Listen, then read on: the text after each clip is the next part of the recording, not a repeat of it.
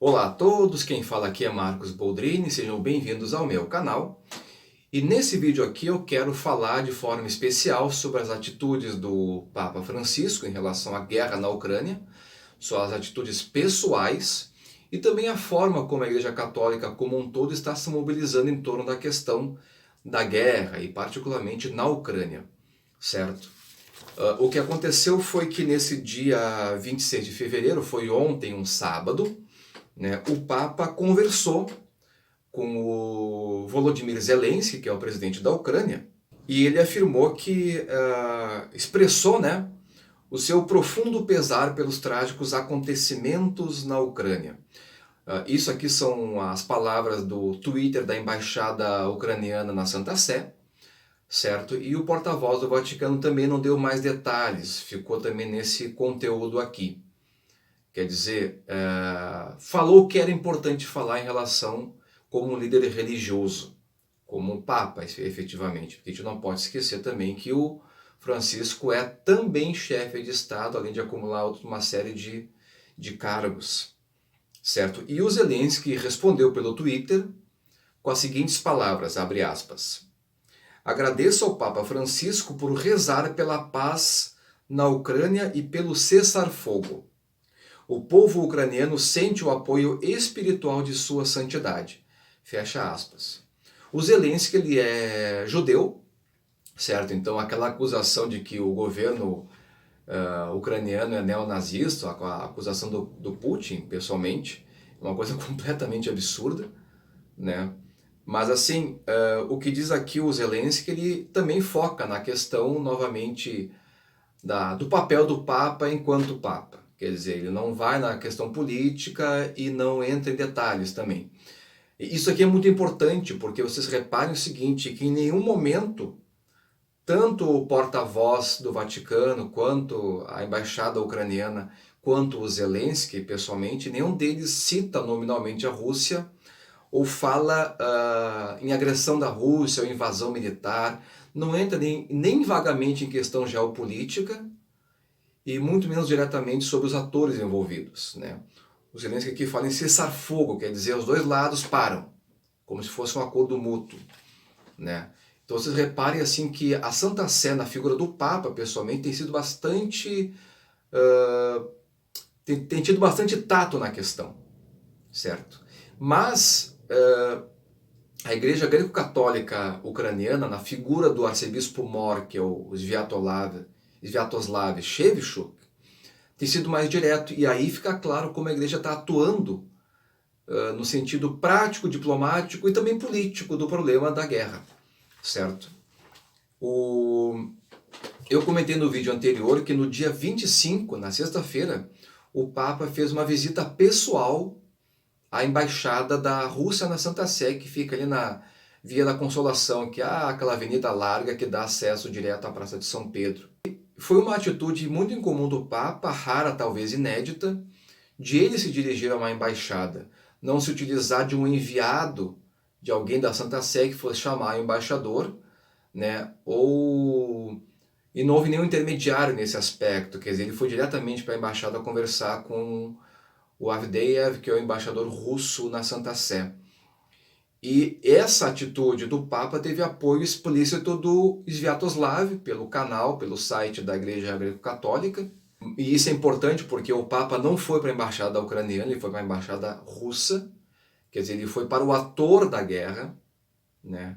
Entre o ataque e a defesa, ele foi para aquele que está efetuando o ataque, isso tem que ficar muito claro.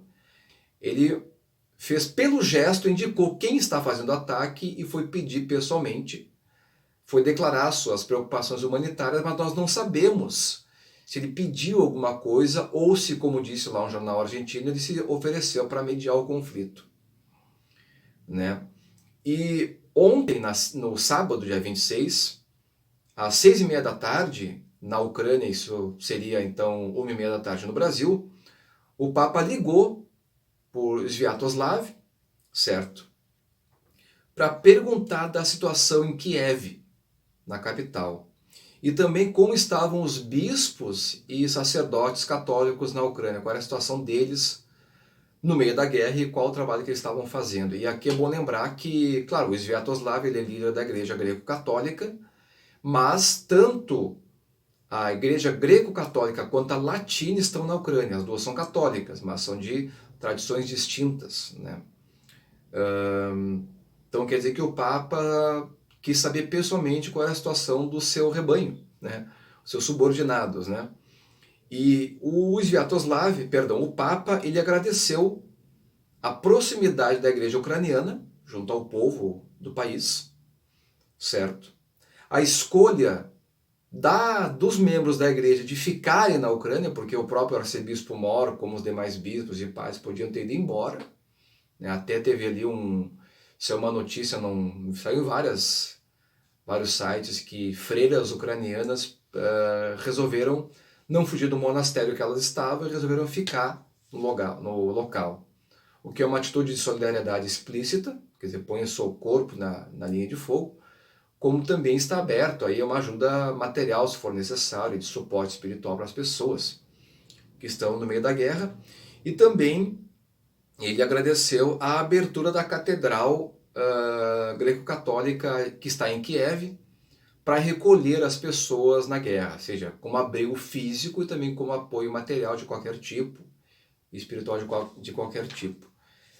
Essa catedral em Kiev, ela é bastante recente. Eu vi um vídeo de 2011 em que ela estava em construção, então ela tem no máximo aí 10 anos, e a antiga catedral greco-católica está em Lviv, que é uma igreja já mais antiga, acho que é do século XIX, ela é estilo barroco. E esse movimento da sede para Kiev é uma forma, claro, de se aproximar do Estado, porque apesar de ser católica, a igreja, essa que eu estou me referindo, ucraniana, ela também é nacional, ela tem uma identidade ucraniana. E já faz mais ou menos 60, 70 anos que há uma tentativa, uma pleiteação por parte desses fiéis de elevar a igreja greco-católica a patriarcado católico. Isso significaria fortalecer a unidade nacional do país, a unidade nacional da Ucrânia. E por isso que a catedral está lá, uma forma de fortalecer essa unidade nacional. O Papa também garantiu apoio e orações à Ucrânia. Esse apoio aqui não foi especificado, mas possivelmente é sentido material também, e de orientação para que os bispos e sacerdotes tenham uma certa conduta, certo? E deu a sua bênção apostólica ao povo ucraniano. Eu queria lembrar também, que eu comentei no vídeo passado, que o Sviatoslav Shevchuk mandou uma mensagem para aquele fórum internacional em Florença, que é sobre paz, que reúne religiosos do Mediterrâneo. O Sviatoslav iria para esse fórum, mas não foi por causa da guerra. E no comunicado que eu falei no vídeo anterior, ele cita a Rússia como agressora na guerra, certo? E como também havia comentado neste vídeo, o comunicado do arcebispo para a Ucrânia e para o povo católico e ucraniano em geral, é de que o inimigo traiçoeiro, palavras dele, está trazendo também, palavras dele, morte e destruição ao povo ucraniano. Quer dizer, por um lado, o bispo Sviatoslav é muito claro em relação a quem está agindo na guerra, está dando nomes ao agressor, certo?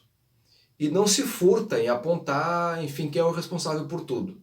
Ainda, claro, usando uma linguagem às vezes indireta, mas muito clara, como inimigo traiçoeiro. Por outro lado, o Papa é muito mais diplomático, ele tem se mantido assim numa situação de não dar nome direto aos bois, como pode fazer o arcebispo ucraniano, que é ucraniano, enfim, ele é alvo da guerra também, né? Está lá no meio do tiroteio. Ou seja, o Papa, ele tem buscado evitar um rompimento das relações com a Rússia. Se fosse apontar diretamente o responsável, dar nome aos bois, como eu falei, acabaria arriscando de perder os contatos e as relações não só com o governo da Rússia, mas principalmente abalaria as relações com a Igreja Ortodoxa russa.